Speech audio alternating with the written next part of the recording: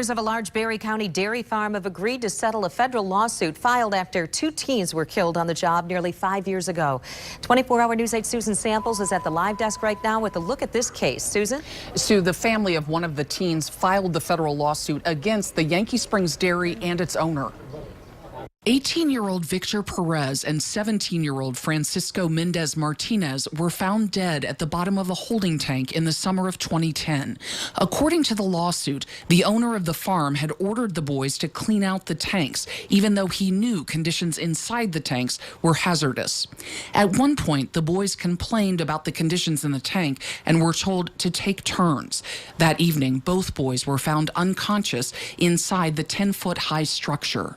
I'm left with a big hole in my heart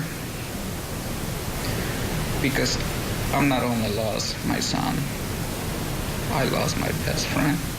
Investigators say the boys died due to a lack of breathable air inside the tank. State safety investigators found 2 violations: failure to provide a safe working environment and inadequate training. Yankee Springs was assessed the maximum penalty allowed, $14,000. That fine was later cut in half. Reductions like that are common in Michigan.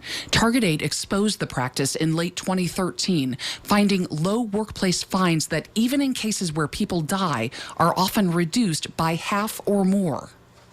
How can a few $100s or even a few $1,000s encourage somebody to make a workplace safer?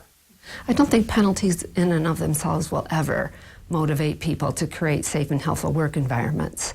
The state says it tries to educate employers before problems arise, and that reducing fines encourages employers to quickly fix problems. A federal law was proposed in 2013 to increase penalties for workplace safety violations, but it never came to a vote.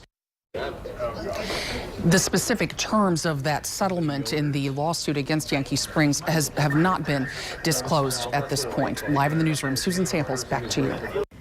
Thank you, Susan.